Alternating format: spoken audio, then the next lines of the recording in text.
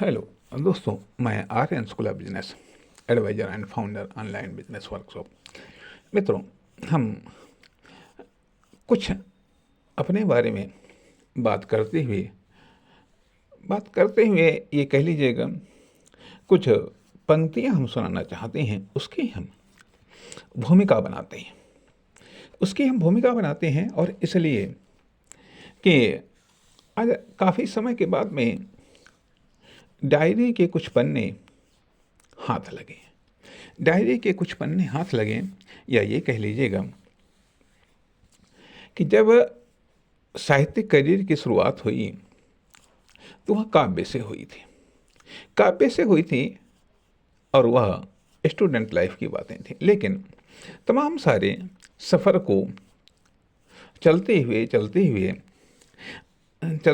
फिर economics subject बना और उसके बाद में वर्तमान में बिजनेस सब्जेक्ट बन चुका है। आज हम इस चैनल के माध्यम से लगभग 2300 से अधिक वीडियो के द्वारा हम बिजनेस से रिलेटेड पहलुओं पर हम अपने विचारों को रख चुके हैं। लेकिन शुरुआत लेखन की काव्य से ही हुई थी। तो आज डायरी के कुछ पुराने पन्ने हाथ लग गए और उनमें कुछ पंक्तियां या ये कह लीजिएगा कविता हाथ लगी और वो कविता हम आपके साथ में शेयर करना चाहेंगे। इस समय जाड़ा स्टार्ट हो चुका है और यह जाड़े के संदर्भ में ही ये कविता लिखी गई थी।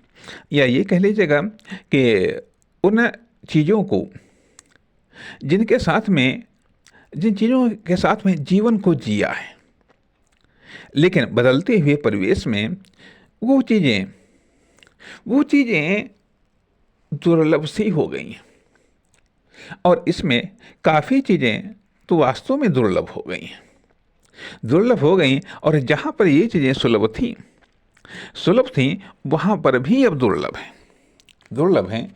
देखिएगा कि हाँ, आप ये भी कह सकते हैं कि इस हाईटेक ज़माने में या इंटरनेट के ज़माने में या ये कह लीजिएगा 21वीं सदी में इस प्रकार की बातें करना एक अजीब सा लग सकता है। लेकिन नहीं, फिर भी जो उस दौर को जिया है, इसलिए उनकी यादों को, उनकी चाहत को या उस एहसासों को हम नहीं मिटा सकते। अब जाड़ों के संदर्भ में हम क्या याद करते हैं या अपने उस दौर में क्या था और जो था उसको याद करके आज भी हम रोमांचित हो जाते हैं। क्या है कि जाड़ों में गुनगुनी धूप में अखबार पढ़ना, ठिठुरती सर्दी में भाप उठती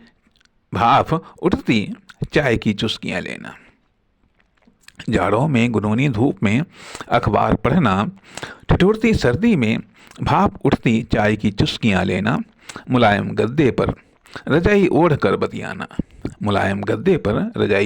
बतियाना या फिर पैरे पर बैठकर ठहाका लगाना, या फिर पैरे अर्थात पुआल पर बैठकर ठहाका लगाना, या फिर कोल्हों के कड़ाह को झोंकते हुए तापना, या फिर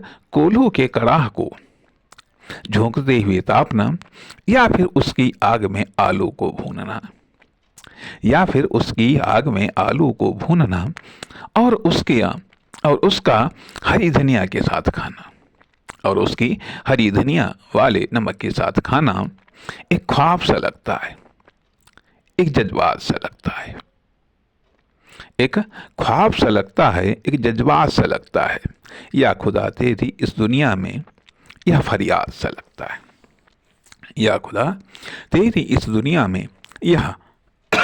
फरियाद सा लगता है। वास्तव में ये साधारण